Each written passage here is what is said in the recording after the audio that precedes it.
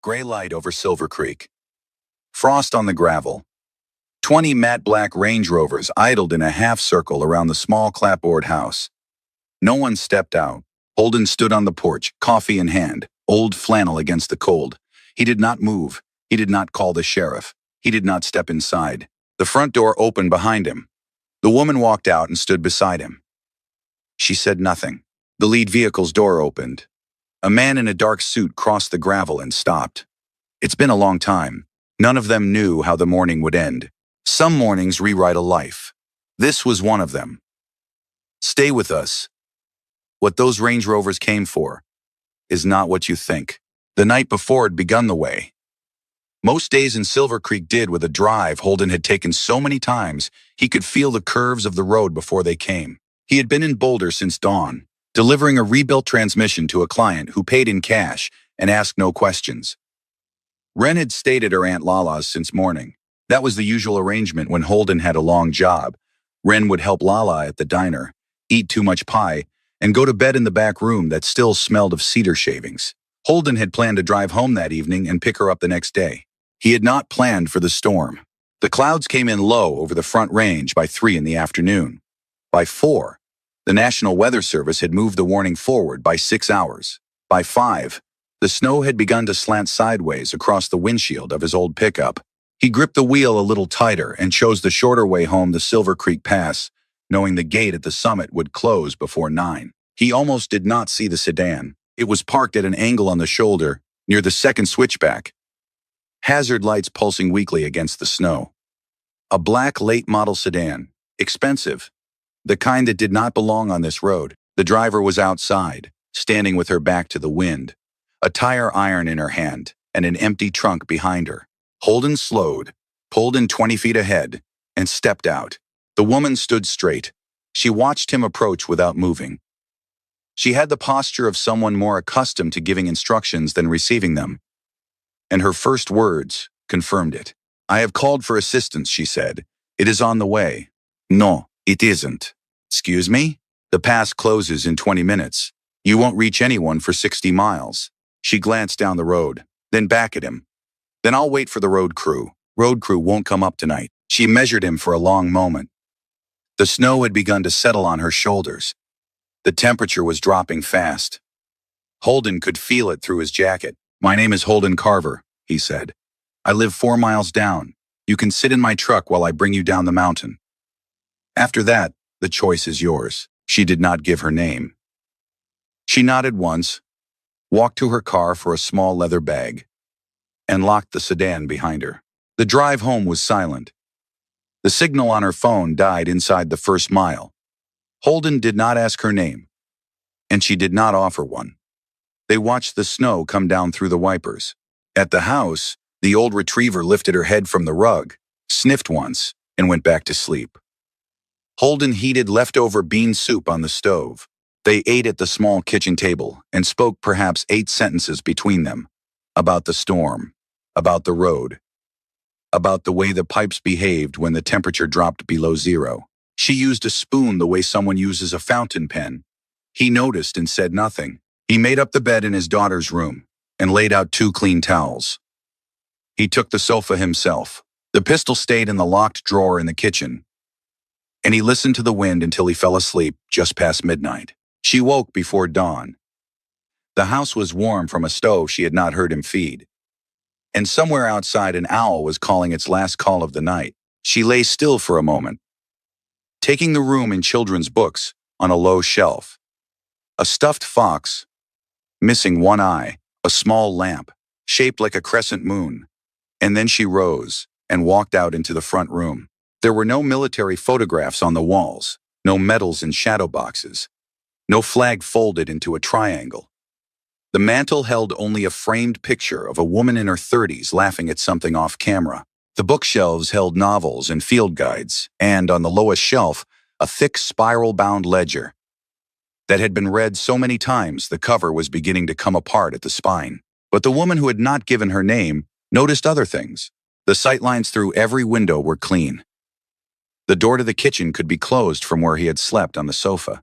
The pistol drawer, when she passed the kitchen, had a small lock she had not seen on a kitchen drawer before, The man who lived here had built a quiet house with the habits of someone who had once needed to know which door he could see from which chair. She did not draw a conclusion. She simply noted it. Holden came in from outside with snow on his shoulders and set a mug of black coffee on the counter in front of her without a word. "Thank you," she said. He nodded once. Her phone lit up on the table between them. She had 2 bars again. The screen showed 47 missed calls. She picked up the first one that came in live. "Miss Halberstam, oh, thank God. Miss Halberstam, we've been searching all night. Camera at the truck stop in Lyons caught your car at 6:42, and the GPS pinged once after the slide. The team is 30 minutes out." She looked at Holden across the rim of the coffee mug. "Thank you, Renata," she said into the phone. "I'm safe. Tell Decker to come in slow." She set the phone down. Holden was still standing where he had been, watching her. Expression unreadable. "My name is Maren Halberstam," she said. "I am the chief executive of Halberstam Aero Logistics. The man bringing my security team is named Decker. I owe you an explanation I do not yet know how to give." He nodded once. Just once. He did not ask a question. He did not move. The first engine reached the top of the road 16 minutes later. Then another. Then 10 more, and 10 after that. Holden walked out onto the porch, with the coffee still in his hand. He did not flinch when the half-circle closed around the house. Maren stood at the kitchen window and listened. The lead door opened. Boots on gravel, a voice she did not recognize, lower and softer than she had expected, came in through the gap of the front door, 5 words spoken to the man on the porch. "It's been a long time." She walked out. The man in the suit had not yet looked at her. He was looking at Holden. And Holden was looking back at him with the expression of a man who had been waiting 12 years to see this face again. For the first time in her adult life, Maren Halberstam did not know whose house she was standing in. Decker turned to her then. "Ma'am, we need to get you inside." She looked at Holden. He gave the smallest nod she had ever seen a man give. She went in. The question she had not asked went in with her. Decker stood at the kitchen counter with a leather folder open in front of him. 3 of his men had spread across the property, and the rest had pulled back to the perimeter road. The half-circle was no longer a threat. It was a wall. "Forensics on the sedan came back 20 minutes ago," he said. "Brake line was cut clean. 3/4 slice designed to fail under load, not at idle. Steering linkage tampered with at the column. Same vehicle, 2 failures, 1 event." Maren sat at the table. She was wearing the same wool coat from the night before because she had nothing else with her. "Route?" she said. "Changed at 15:30 yesterday.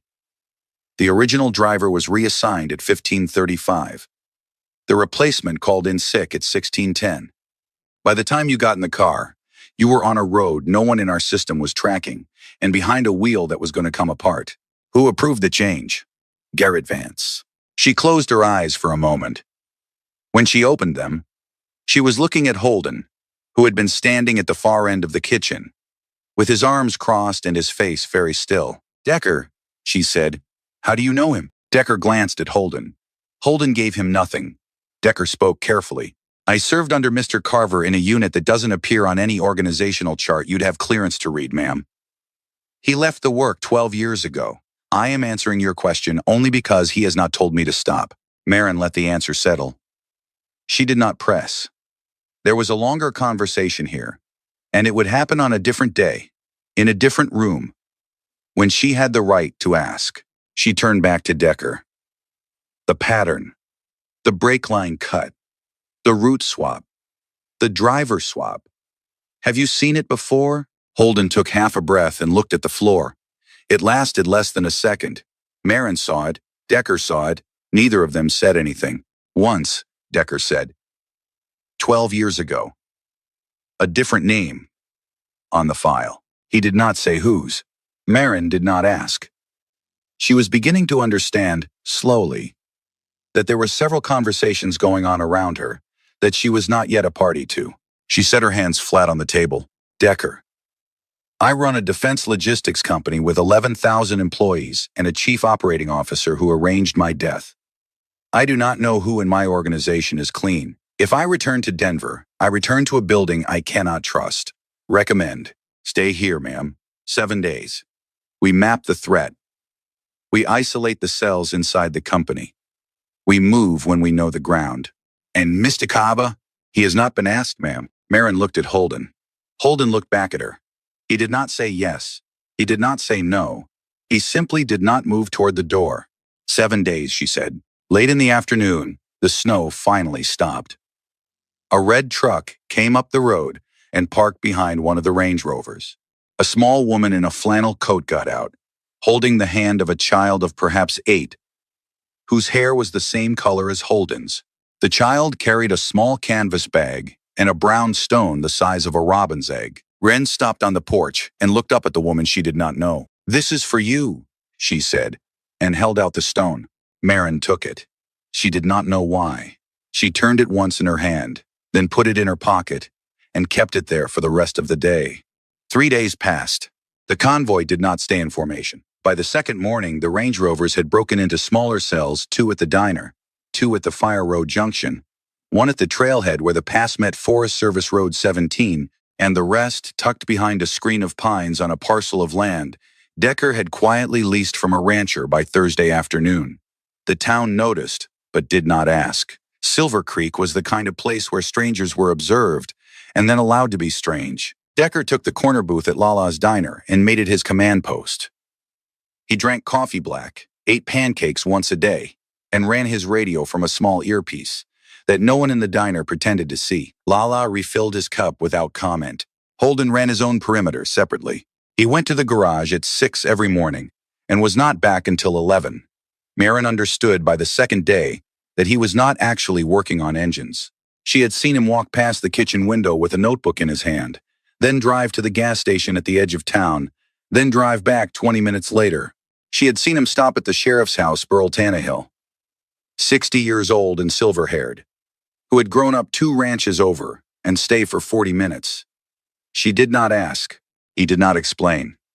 They had reached, by some unspoken protocol, an arrangement in which she understood the shape of what he was doing, and he understood that she understood.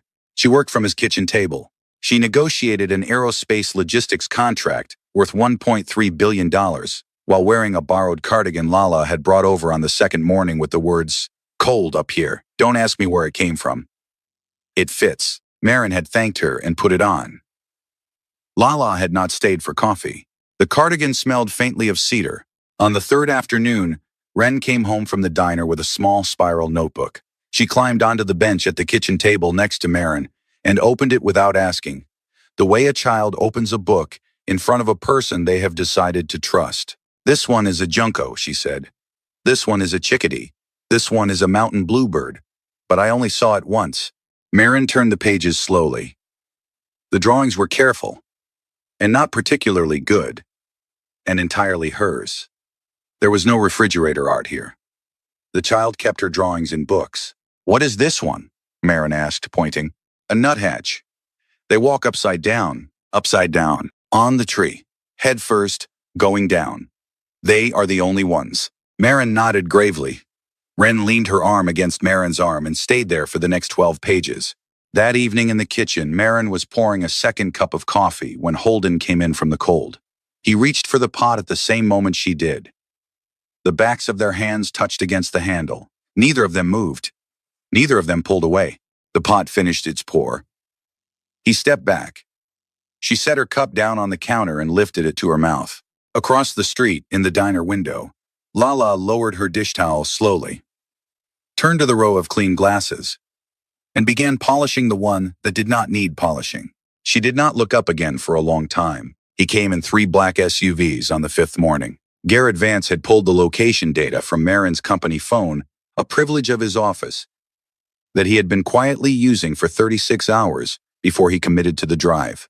He brought 2 attorneys, 1 board member named Howell with a long history of doing whatever Vance had told him to do, and a private psychiatrist who had been compensated handsomely never to read a chart out loud.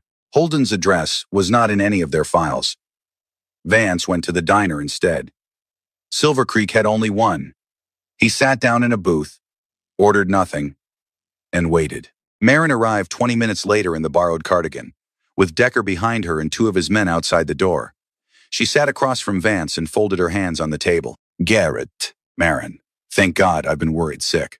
You've been off grid for 5 days. There are rumors.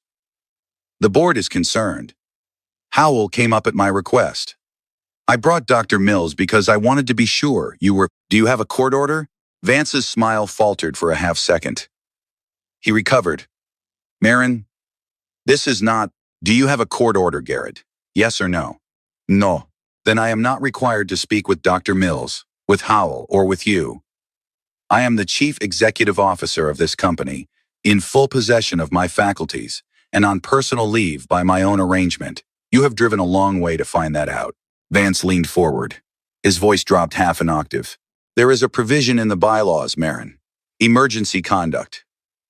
If 3 board members sign, the bell over the diner door rang. Sheriff Burl Tannehill stepped inside, tipped his hat at Lala, and walked to the booth without raising his voice. Mr. Vance, your 3 vehicles are blocking the entrance to my diner. I'd ask you to move them, or to take this conversation back to wherever you came from. Vance opened his mouth. I won't say it twice, sir. Vance stood. The attorneys stood. Howell stood. The psychiatrist gathered his coat and did not meet anyone's eyes. They filed out into the morning light. Holden was sitting at the counter on the 3rd stool from the door. He had been there since before Vance arrived. He had not turned his head once during the conversation. He did not turn it as the door closed behind them. The convoy left town inside the hour. But it did not leave clean. By that evening, 2 listening devices had been planted, one in the eaves of the diner, one in the public phone box outside the hardware store. A man named Kurt Dolan, who had done 18 months for assault and held a grudge against Holden from before the conviction, was paid in cash to keep eyes on the garage. And by midnight, 3 financial newspapers were running variations of the same headline: CEO off-grid in Mountain Town. Sources inside Halberstam. Arrow site concerning influence of local stranger. The story moved fast. By noon the next day, it had been picked up by 4 cable outlets. In the back kitchen of the diner that night, Lala was wiping down the counter when her cell phone rang. The number was unlisted. She did not give the number to anyone. She answered on the 3rd ring. Lala, it's Dorothy. Fen, I just saw Garrett Vance's name on the news. Lala set the rag down. Anne left something with me, Dorothy said, to tell you when the time came. The time has come. Lala did not answer for a long moment. Then she walked into the storeroom, knelt by the bottom shelf, and pulled out a sealed manila envelope that had not been touched in 12 years. Lala drove out to the house just after 7 the next morning. Holden was already at the garage. Decker's truck was at the diner. Wren was eating cereal in front of the small television in the den. Lala parked, climbed the porch steps, and knocked once. Marin opened the door. Walk with me, Lala said. They went along the cleared path to the woodshed and stopped where the trees thickened. The snow had a hard crust on it now. Lala held the manila envelope against her chest with both hands. Anne left this with me 12 years ago, she said. She told me to keep it dark, until one of 2 things happened. Either the man who did it came back, or someone else turned up at the right door asking the right kind of questions. She said I would know who. She told me the name of the company. The name was Halberstam Aero Logistics. Marin did not move. She said someone would come who'd been put on the same road she was put on. She said when that happened, what was hers became theirs. She said I was the keeper, not the owner. 12 years I have kept it for her. You are the owner now. Lala held out the envelope. Marin took it with both hands. Holden doesn't know, Lala said. She made me promise. She said he would carry it as guilt and never be free. She said someday she would give it to someone who could finish what she started, and that person would be the one to choose whether he ever heard about it. Lala, I'm not asking you to choose now. I'm asking you to watch what's in there. She walked back to her truck without another word and drove away. Inside the envelope, a small black thumb drive and a single sheet of folded paper. The paper said, "For whoever you are, please." Marin sat alone in the front room with Holden's laptop on her knees.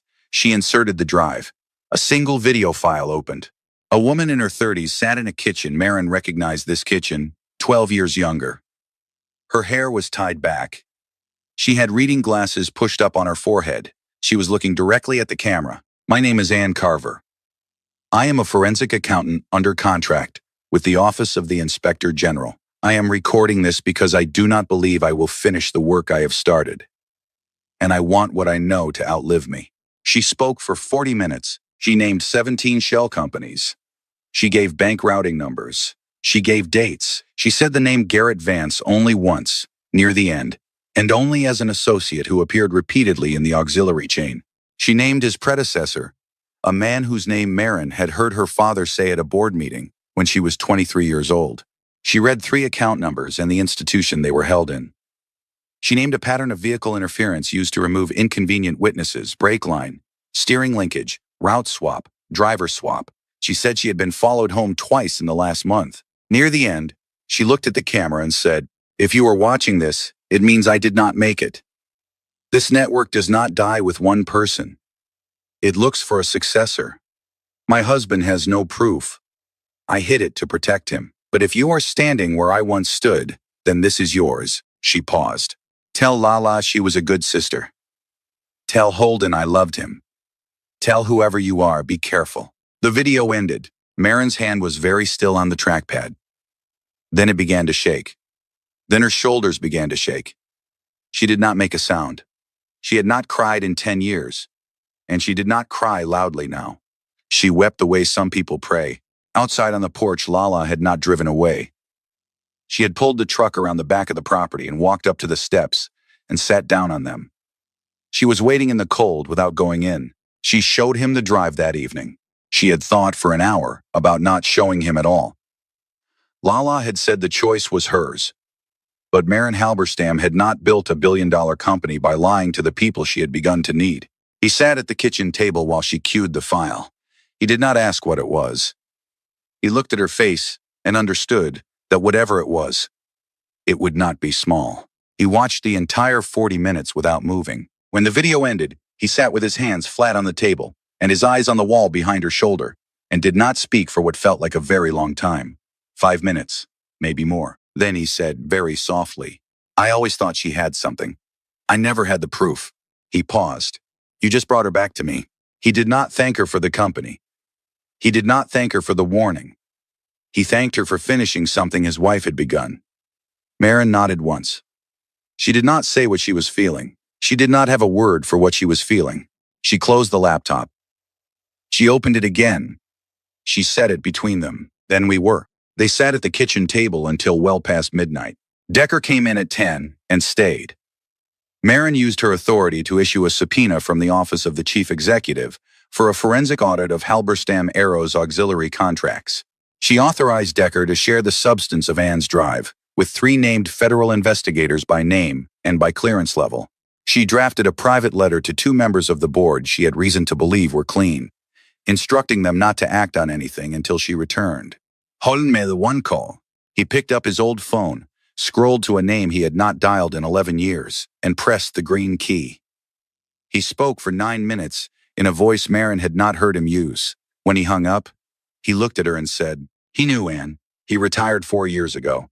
He's coming out of retirement for this. He'll meet us in Denver." Vance moved at the same time. By 2 in the morning, his lawyers had filed an emergency motion with the Halberstam board, requesting an immediate competency hearing and a 72-hour temporary removal of Marin from her position pending evaluation. The filing cited her extended absence in an unknown rural location, her altered communication patterns, and concerning third-party influence. Marin read the motion as it came across her screen at 2:11. She did not blink. "He's playing his hand," she said.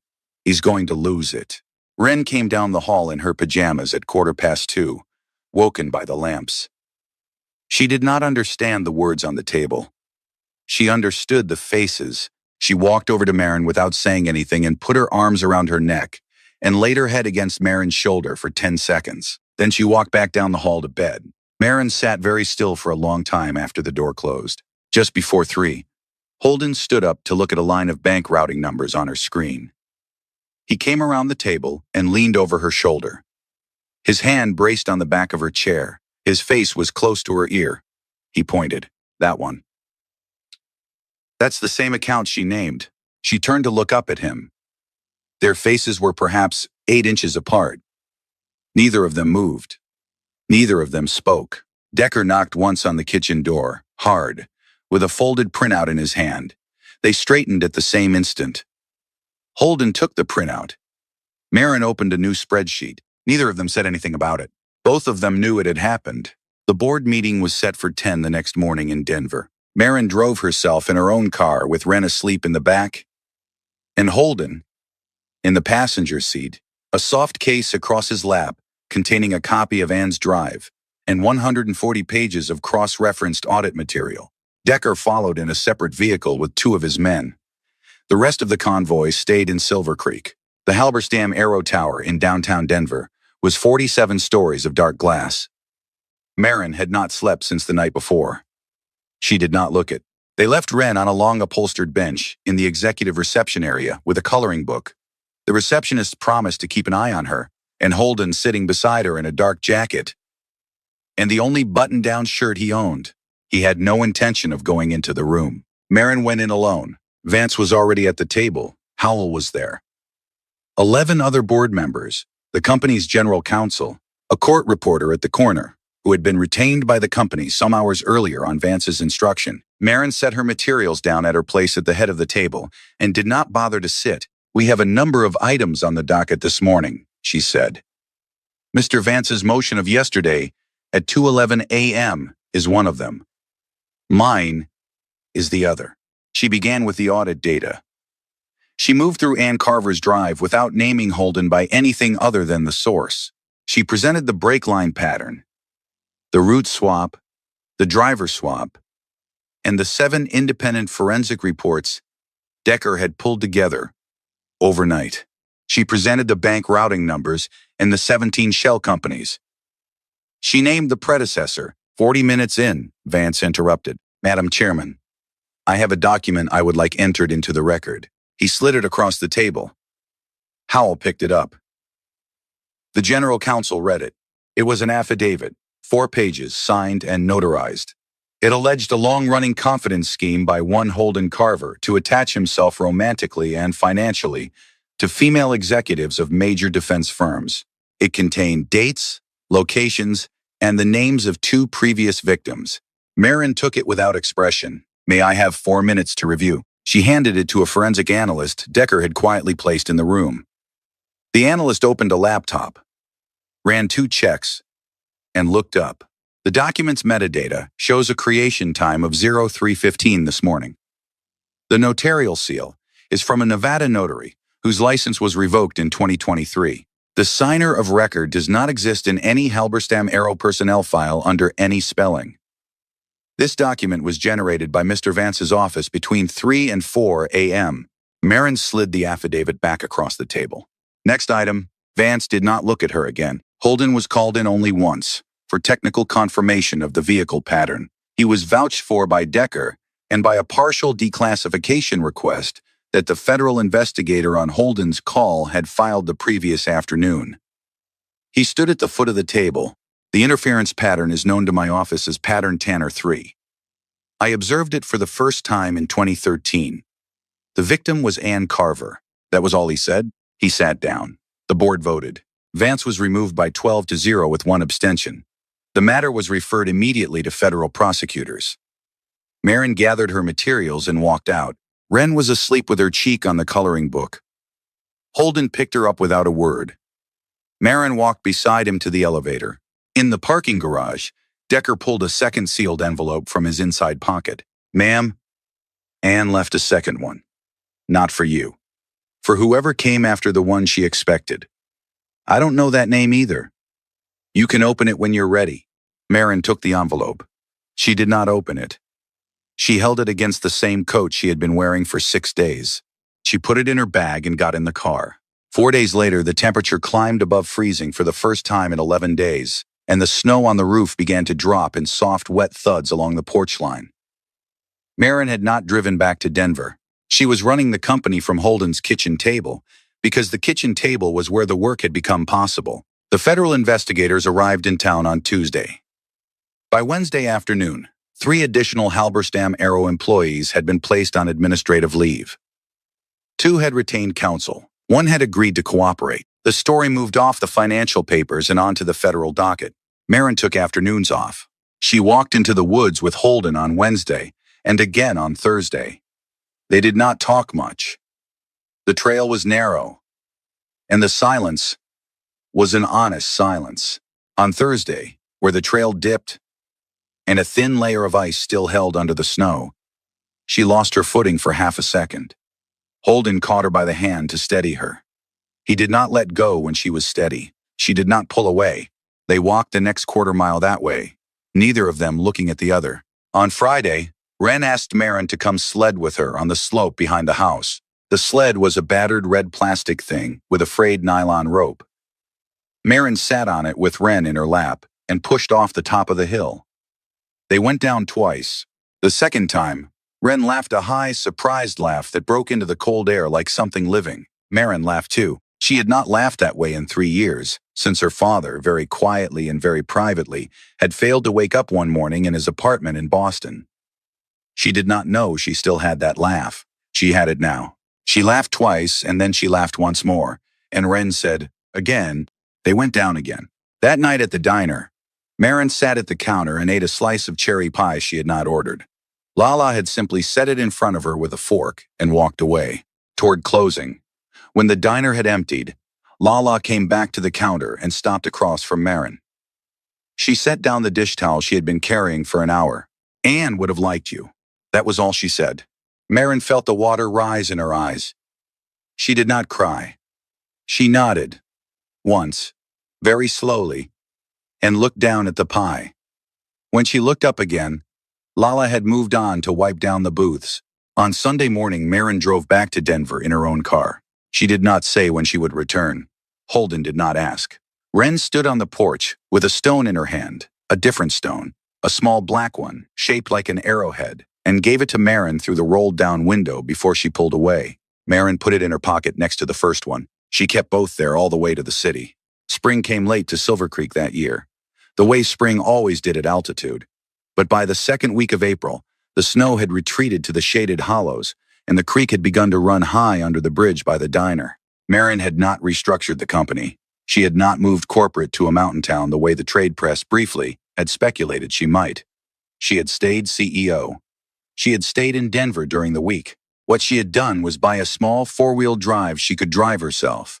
And on Friday afternoons, she got in it without a security detail and drove the 90 minutes up the pass to Silver Creek, where she stayed until Sunday night and worked remotely the rest of the time. Holden had not reopened any old office. He was still a mechanic. He had taken one consulting call in February and one in March, both from people he had once worked with, both on terms he had set, both done from his garage, with the door closed.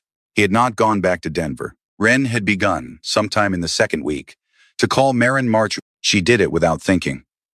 The first time it happened, Holden was bent under the open hood of a customer's truck with a wrench in his hand. He paused for half a second. Then he kept turning the bolt. He did not say anything. On a Sunday in mid-April, the last of the porch snow was sliding off the roof in slow, uneven drops. The sound it made on the railing was a quiet, almost musical thing.